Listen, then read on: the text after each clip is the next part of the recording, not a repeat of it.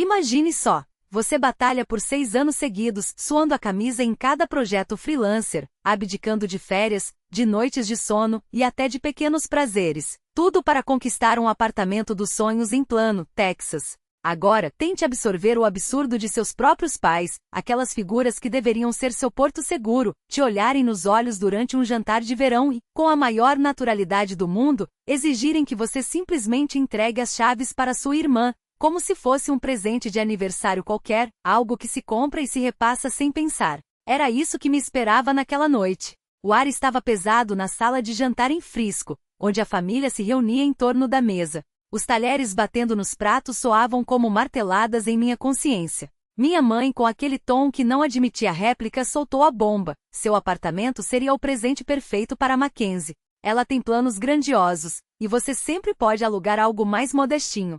Meu pai, em seu papel de sempre, apenas assentiu, complementando com é hora de priorizar a família, Kelsey. E lá estava ela, minha irmã, com os olhos brilhando como se já estivesse planejando onde colocaria sua máquina de costura no meu espaço, no meu lar. Vou transformar aquele quarto extra no meu ateliê. Você vai ver, vai ficar incrível. Cada palavra dela era como uma faca sendo girada lentamente. 6 anos de noites em claro ajustando pixels, de café frio e sonhos adiados, de cada centavo economizado para dar entrada naquele lugar, e para eles, não passava de um favor que eu devia fazer. Como se tudo aquilo não fosse fruto do meu suor, mas sim um empréstimo que eles poderiam redistribuir a qualquer momento. A audácia da situação acendeu algo em mim, uma chama de revolta que não podia mais ser contida. Respirei fundo, firmei a voz e deixei claro, se é assim que vocês querem jogar, preparem-se para ouvir algumas verdades sobre esta família que vocês não estão prontos para enfrentar. O que veio depois? Um confronto que virou do avesso cada mentira em que eles se apoiavam, cada desculpa esfarrapada que usaram para justificar o injusto. Mas antes de mergulharmos nessa batalha, uma história de traição, limites rígidos e da minha luta para recuperar o que é meu por direito, quero saber, já passaram por algo assim? Alguma vez sua família tentou se apropriar do que você construiu com suas próprias mãos? Compartilhem suas experiências aqui. Se esse relato ressoou com você, deixe seu like e se inscreva para mais histórias cruas de quem não se curvou diante de quem deveria ser seu maior apoio. É o seu engajamento que mantém vivas essas narrativas de resistência. Crescer em Frisco, Texas, ao lado da Mackenzie, era como viver em um mundo onde a criatividade não tinha limites. Éramos inseparáveis, passávamos horas estiradas no chão da sala, cercadas por marcadores e blocos de desenho, criando universos em papel. Eu me perdia em capas de livros fantásticos com dragões enroscados em letras góticas, enquanto ela esboçava vestidos com saias rodadas e estampas ousadas. Aos 10 e 5 anos trocávamos nossas folhas, rindo dos seus vestidos cheios de lantejoulas e das minhas naves espaciais neon. Vamos ser artistas famosas, ela declarava com os rabinhos de cavalo balançando, enquanto fazíamos juramento de dedinho de que um dia teríamos um estúdio juntas. Naqueles tempos, nossa modesta casa no estilo rente parecia um refúgio de sonhadores, com nossa mãe aplaudindo cada rabisco e nosso pai pregando nossas melhores obras na geladeira. Mas tudo começou a mudar quando chegamos à adolescência. Aos 12 anos, Mackenzie se tornou obcecada por moda. Jeans rasgados, botas pesadas, qualquer coisa que saísse das revistas teen. E foi aí que nossos pais começaram a investir nela, e apenas nela. Uma máquina de costura nova em folha no aniversário de 13 anos, acampamentos de moda em Dallas, até um workshop de final de semana com uma estilista local. Ela tem um dom, minha mãe dizia, radiante, enquanto Mackenzie desfilava um vestido torto que havia costurado. No início não me importei. Meus desenhos já estavam migrando para o digital, e eu passava horas no computador da família, aprendendo Photoshop sozinha, com tutoriais online. Mas quando pedi um programa de edição de $50 para praticar layouts, a resposta do meu pai foi seca: estamos apertados este mês, Kelsey. Engraçado como as mensalidades dos cursos da Mackenzie, que facilmente triplicavam esse valor, nunca eram um problema. O abismo entre nós só aumentou no ensino médio. Aos 16, eu desenhava logotipos para os clubes da escola e sonhava com uma faculdade de design gráfico. Passava madrugadas pesquisando bolsas de estudo para a UT Dallas, sabendo que aquele diploma seria minha saída. Enquanto isso, Mackenzie, com apenas 13 anos, recebia aulas particulares de costura, e seu quarto se enchia de rolos de tecido que minha mãe comprava em promoção. Quando arrumei um emprego de meio período em uma cafeteria de Frisco para juntar dinheiro para um notebook, mal perceberam. Minha mãe estava ocupada matriculando Mackenzie em mais um curso de design. Sua irmã tem um potencial enorme, ela dizia, como se meus cartazes para o clube de teatro fossem apenas um passatempo. Meu pai, sempre mais reservado, apenas concordava, nunca questionando a balança desigual que nos separava. Aos 18 anos, o favoritismo era tão evidente que doía. Consegui entrar na UT Dallas, mas tive que costurar minha graduação com bolsas Pell, plantões como barista e freelances designing flyers para comércios locais. Cada real era uma batalha. Cafés a $4 servidos a clientes mal-humorados, noites viradas ajustando cardápios para pequenos negócios, empréstimos estudantis se acumulando como uma dívida sem fim. Mackenzie, por outro lado, foi parada para uma escola de moda em Houston, com a mensalidade toda bancada pelos meus pais. Ela precisa de apoio para brilhar, minha mãe insistia quando perguntei por que não podiam ajudar com meus livros. Engoli o orgulho, baixei a cabeça e continuei entregando trabalhos, determinada a provar que não precisava deles. Não demorou para que o caminho de Mackenzie começasse a desandar. No meio do primeiro ano, ela passou a faltar às aulas, mais interessada em montar aesthetics para o Instagram do que em aprender de verdade. No segundo ano, abandonou o curso, alegando que aprenderia melhor sozinha. Meus pais nem piscaram. Continuaram injetando dinheiro em seus projetos paralelos, encomendas de tecido, um site para sua suposta boutique. Eu ligava da minha república, exausta depois de dobrar turnos na cafeteria, e ouvia sobre seu mais novo vision board. Ela está encontrando seu caminho, meu pai dizia, como se minhas notas impecáveis e minha lista de clientes não existissem. Desligava o telefone, olhando para minha geladeira minúscula, me perguntando por que meu esforço nunca parecia suficiente. Aqueles anos foram minando tudo. Mackenzie e eu nos afastamos, nossos dias de desenhos e sonhos compartilhados ficaram enterrados debaixo dos caprichos dela e da minha luta solitária. Ainda a amava, mas a raiva não era por ela, era pela injustiça gritante que nossos pais alimentavam. Quando me formei, carregando uma montanha de dívidas, mas com o peito cheio de orgulho, achei que aquela fase tinha ficado para trás. Como eu estava enganada. Depois da formatura, me joguei de cabeça na carreira. Meu diploma de design gráfico vinha acompanhado de um empréstimo estudantil assustador, mas não havia tempo para lamentações.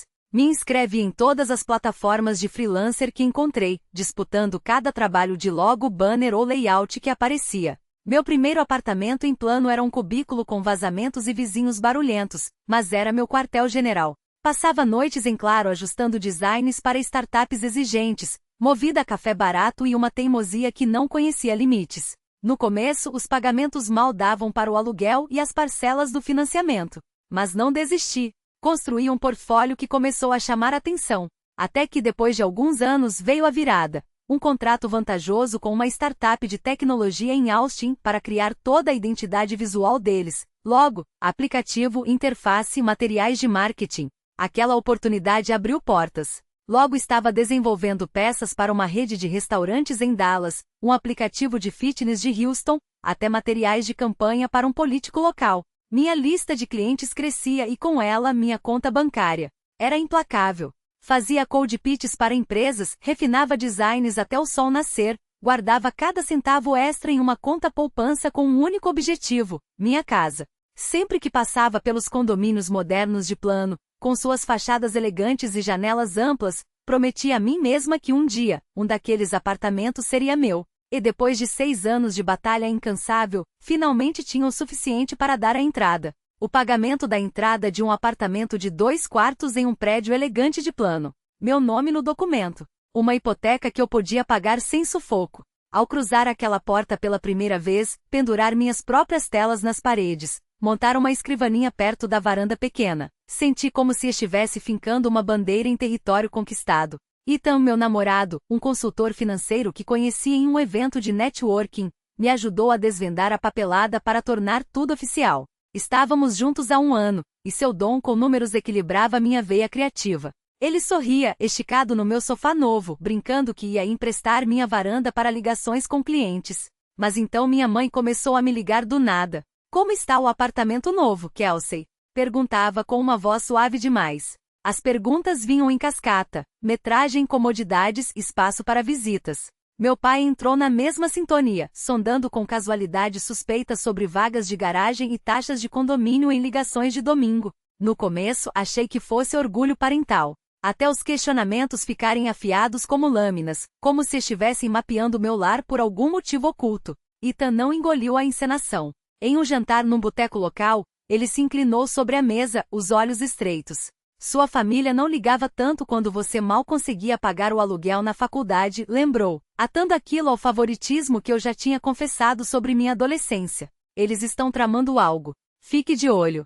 Suas palavras ecoaram como um alarme, especialmente quando as mensagens da minha mãe viraram pedidos insistentes por fotos do apartamento. O tom quase eufórico. Minha irmã entrou na jogada, inundando meu e-mail com pastas do Pinterest cheias de ideias de decoração, elogiando como meu espaço combinava perfeitamente com a vibe dela. Mandei algumas fotos para manter a paz, mas o aviso de Ethan martelava na minha cabeça. Até que elas apareceram. Minha mãe e minha irmã chegaram num sábado sem aviso, alegando que estavam passando por plano. Minha mãe entrou como se fosse dona do lugar, examinando cada canto como se estivesse preparando o imóvel para uma visita de corretores. Que luz maravilhosa aqui, disse, passando os dedos pela bancada da cozinha. Minha irmã, com uma fita métrica na mão, começou a medir as janelas, murmurando sobre como o espaço seria perfeito para uma parede de vision board. Fiquei paralisada, braços cruzados, enquanto ela andava pela minha sala como se já fosse dela. Isso aqui é minha casa, cortei, mais dura do que pretendia. Minha mãe riu, disfarçando. Só estamos tão orgulhosas de você, querida. Mas o olhar rápido que trocou com minha irmã foi calculado, como se estivessem seguindo um roteiro ensaiado. Ethan chegou com comida para a viagem e captou a energia tóxica na hora. Seu olhar foi suficiente, eu te avisei. A visita me deixou abalada. As perguntas invasivas da minha mãe, a ousadia da minha irmã com a fita métrica, o alerta de Ethan, tudo gritava perigo. Eu tinha conquistado aquele lugar design por design, suor por suor, e agora minha própria família olhava para ele como se fosse um bem à disposição. Qualquer que fosse o plano deles, não ia deixar barato. Uma semana depois daqueles visita surpresa, meus pais insistiram num jantar em família em Frisco. Não ia à casa deles há meses, absorvida em organizar meu apartamento, mas a mensagem da minha mãe foi taxativa.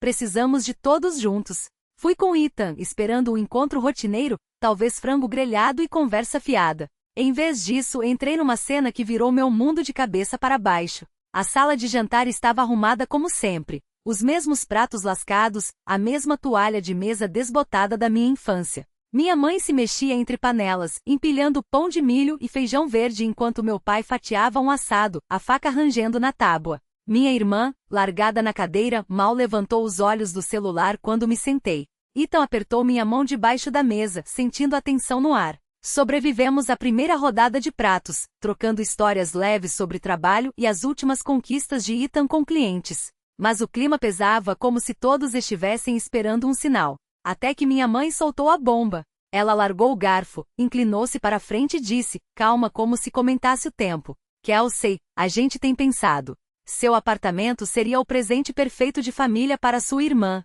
Meus dedos se cravaram na mesa, mas ela continuou, imperturbável. Ela tem grandes planos para a linha de moda, e aquele espaço é ideal. Você está bem, pode arrumar outro lugar. Meu pai anuiu, enxugando a boca com um guardanapo. É hora de você se dedicar à família, sentenciou, como se já tivesse minha assinatura no contrato. Minha irmã se animou, os olhos brilhando. Já imaginei o quarto extra como meu ateliê de costura, disse, passando o dedo no celular para mostrar um esboço da minha sala, agora lotada de manequins e rolos de tecido.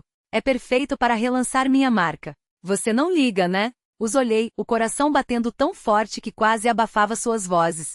Meu apartamento. Minha recompensa por noites em claro, férias canceladas, cada projeto pelo qual eu tinha sangrado. E eles o ofereciam como se fosse uma chave reserva. Ethan apertou minha mão com força, mas não precisei do sinal dele para falar. Aquilo é minha casa, disse baixa, mas firme. Eu conquistei. Não está à venda. O sorriso de minha mãe desabou, substituído por uma afiação no tom. Não seja egoísta, Kelsey, rosnou. Sua irmã precisa mais do que você. Sempre foi a que cai de pé. Meu pai acrescentou, a voz áspera. Criamos você para colocar a família em primeiro lugar. É assim que se faz. Ethan não se conteve. Espere aí, interveio, inclinando-se. Kelsey ganhou aquele lugar. Vocês não podem simplesmente exigir que ela desista. Os olhos de minha mãe se estreitaram, cortando-o. Isso é assunto de família, Ethan. Você não faz parte. A facada doeu. Não só por mim, mas por ele, depois de um ano sendo meu porto seguro, reduzido a um estranho na hora que interessava. Minha irmã, alheia, continuou tagarelando sobre como transformaria minha varanda em cenário para fotos de produtos. Cada palavra era um fósforo aceso na minha paciência. Empurrei a cadeira.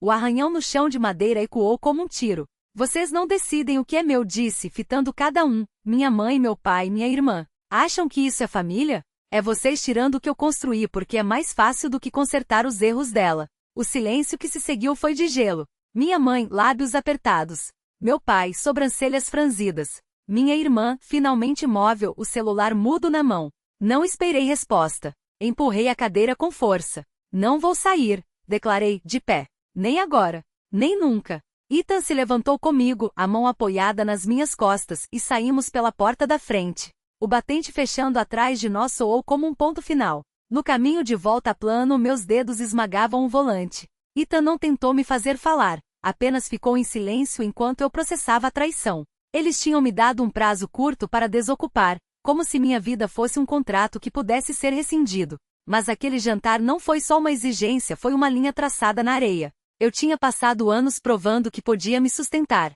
e nenhuma quantidade de chantagem emocional ou sermões familiares ia me roubar isso. Acabará a época de jogar pelo time deles. As exigências se tornaram mais duras, diretas, como se minha recusa fosse um crime contra a família. Minha irmã, por sua vez, inundava meu celular com mensagens intermináveis sobre seus sonhos na moda, sobre como meu quarto de hóspedes era a peça que faltava para seu grande salto. Cada palavra era um golpe, afiando a lâmina da culpa até ela cravar fundo. Eu tentava me concentrar nos prazos dos clientes, o logo da padaria em Dallas, a reformulação do site da academia em Fort Worth, mas a pressão não dava trégua. Até que numa noite a voz de minha mãe estalou na caixa postal, cortante como uma faca. Você está sendo egoísta, Kelsey. Não te criamos para colocar seus caprichos acima da sua irmã. Minha irmã não perdeu tempo. Enviou uma foto de uma máquina de costura com a legenda: isso caberia perfeitamente no seu quarto de visitas. Eu olhava para a tela, os dentes cerrados, lutando contra o impulso de explodir.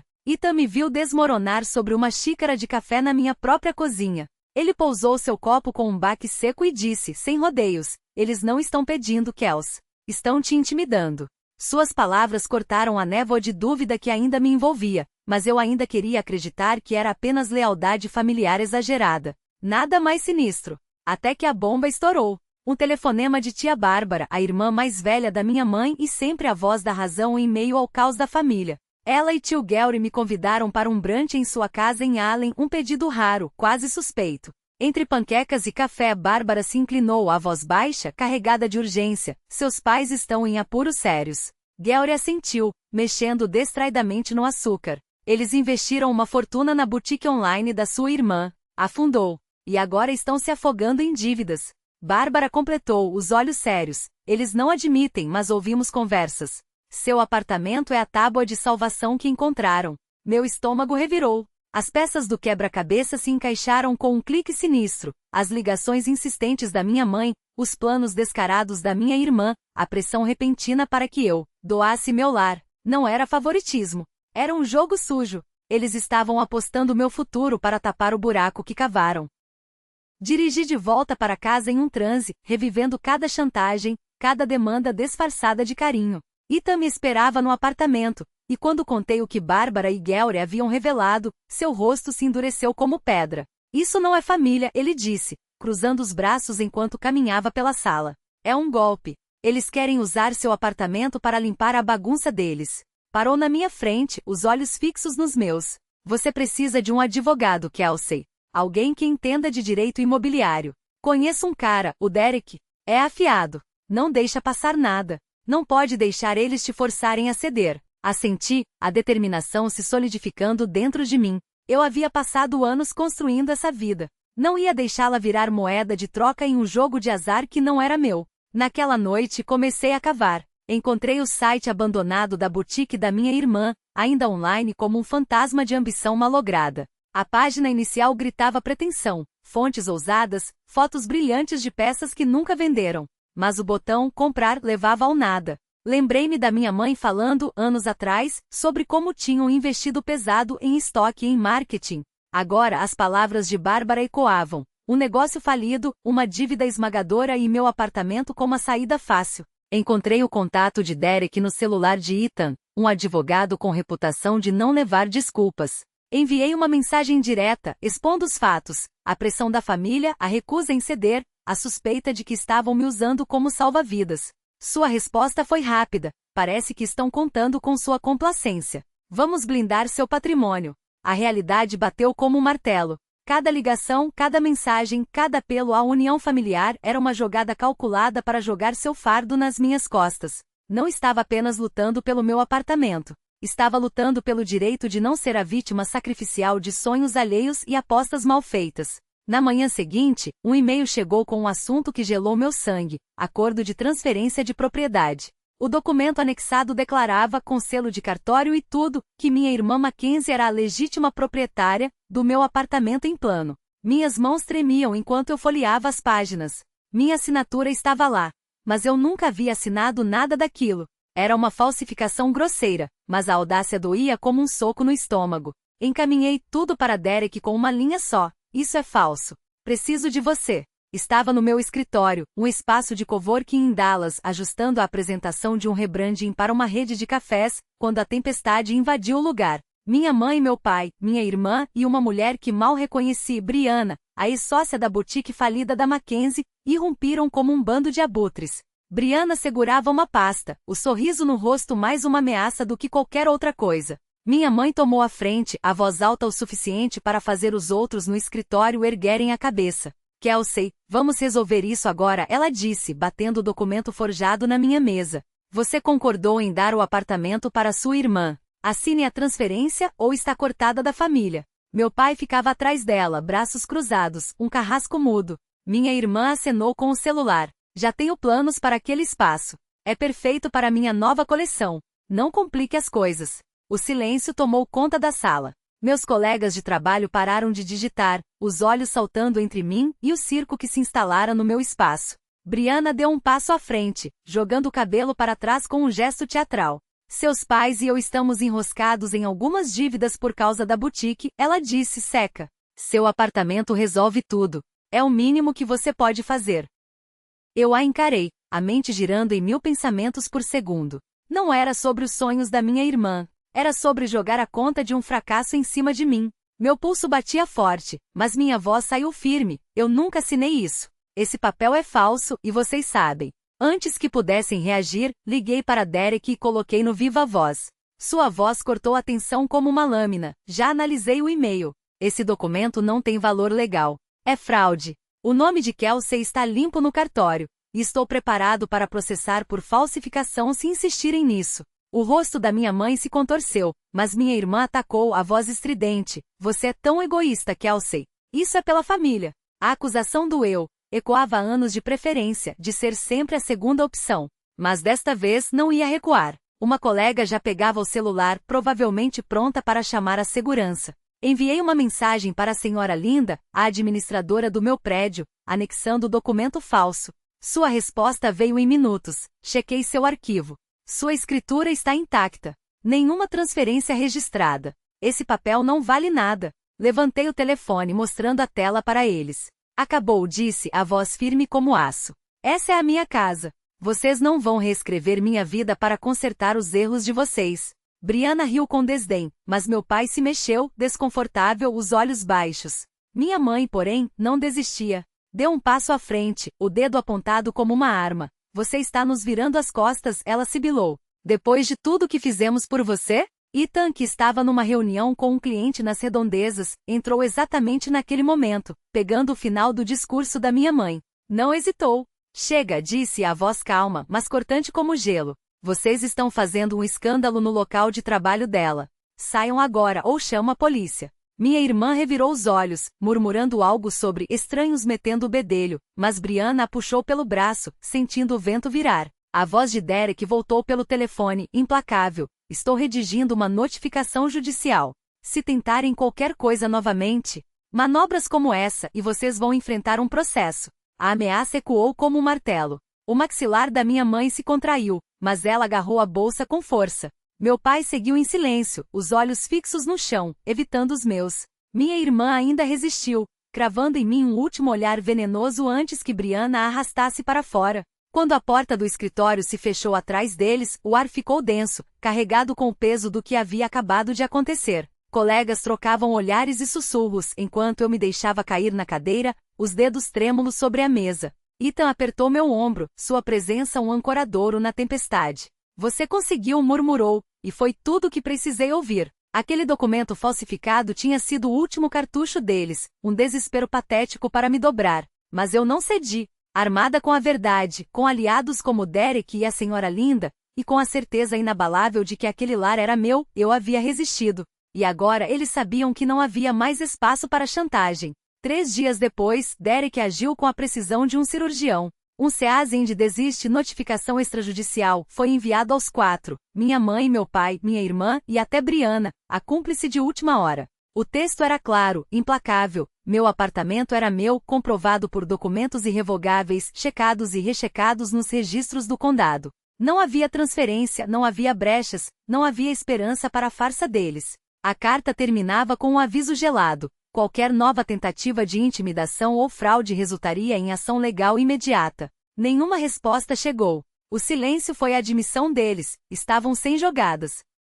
Semanas depois, por meio da tia Bárbara, soube que a casa dos meus pais em Frisch tinha entrado em execução hipotecária. O azar deles com a boutique falida da Mackenzie, o dinheiro jogado fora em investimentos duvidosos, o desespero por um salva-vidas financeiro, tudo havia desabado. Agora viviam em um apartamento alugado, apertados, enquanto minha irmã, de volta à cidade natal depois de mais um fracasso no mundo da moda, ocupava o quarto de hóspedes que deveria ter sido dela desde sempre. Bárbara contou, entre linhas, sobre as brigas explosivas, Mackenzie culpando os pais por não terem garantido meu apartamento, minha mãe chorando por não ter aproveitado, minha boa-fé, meu pai se trancando no quarto, derrotado. Uma pontada de culpa me atingiu. Ninguém deseja ver a família se desmoronar, mas ela se dissipou rápido. Eles tinham escolhido aquele caminho, não eu. Eu apenas me recusei a ser a tábua de salvação deles. As notificações no meu celular não paravam. Ligavam, mandavam mensagens. Minha mãe com voicemails entrecortados por soluços, falando em família unida e perdão. Meu pai, com mensagens curtas e ríspidas, exigindo que eu voltasse à razão. Minha irmã, em textos intermináveis, me acusando de trair seus sonhos e abandoná-la na hora que mais precisava. Eu não respondia nenhuma. Até que numa noite de outubro, com uma taça de vinho na mão e a cidade iluminada além da sacada, fiz o que deveria ter feito há anos. Bloqueei todos, um por um. Meu polegar pairou sobre o botão por um instante. Um último suspiro de dúvida, bate quando pressionei, foi como se uma corrente se rompesse. Não era crueldade. Era sobrevivência. Eu não ia mais deixar que a manipulação deles definisse quem eu era. Tia Bárbara e tio Gary tentaram mediar, com ligações cheias de talvez dá para consertar. Agradeci, mas recusei. Algumas fraturas não merecem ser consertadas. Algumas histórias não têm final feliz, e está tudo bem. A vida enquanto isso seguia. E pela primeira vez em anos eu respirava leve. Foi numa noite fresca, quase um mês depois, que Ethan se ajoelhou no meio do parque perto do meu prédio, o anel de prata com um safira minúscula brilhando entre seus dedos. Não preciso de mais nada além de você, ele disse. E eu soube que era verdade porque pela primeira vez eu também não precisava de mais nada além de mim mesma. Disse sim entre lágrimas, e celebramos com tacos de delivery no meu sofá, rindo como 2 sobreviventes que contra tudo haviam vencido. Minha carreira decolou. Assinei um contrato milionário com uma empresa de tecnologia em Dallas, responsável por toda a identidade visual deles, logotipos, layouts de aplicativos, materiais de marketing. Era exaustivo, mas exhilarante. Cada projeto assinado era um lembrete, eu tinha construído aquilo, sozinha. Olhando para trás, a batalha pela minha casa me ensinou uma lição que levarei para sempre. O autorrespeito não negocia. Passei anos buscando a aprovação deles, me curvando a culpas que não eram minhas, até que a tentativa de roubar meu lar foi a gota que transbordou. Para eles, meu sucesso nunca foi uma conquista, sempre um recurso. Um cheque em branco, um colchão para amortecer os erros deles. Cortar laços não foi fácil. Houve noites em que me perguntei se tinha sido dura demais. Mas cada vez que abria a porta do meu apartamento, via minhas telas na parede, meu escritório banhado pela luz da sacada, eu sabia. Tinha feito a escolha certa. Aquele espaço era meu santuário, conquistado com meu suor, minha luta, minha teimosia. E ninguém, ia tirá-lo de mim. Para quem estiver lendo isso, minha história não é só sobre uma casa. É sobre plantar os pés no chão e dizer: chega. Família pode ser um porto, mas quando vira uma âncora, você tem que cortar a corda. Estabeleça limites. Mantenha-os. Não deixe que a culpa corrói o que você sabe que é justo. Hoje construo uma vida com Ethan, uma vida baseada em respeito mútuo, não em jogos sujos. Minha carreira floresce. Meu lar é meu. E aprendi que a única aprovação que preciso é a que vejo no espelho todas as manhãs. Essa liberdade valeu cada batalha, cada lágrima, cada não que tive que gritar, e eu não trocaria por nada.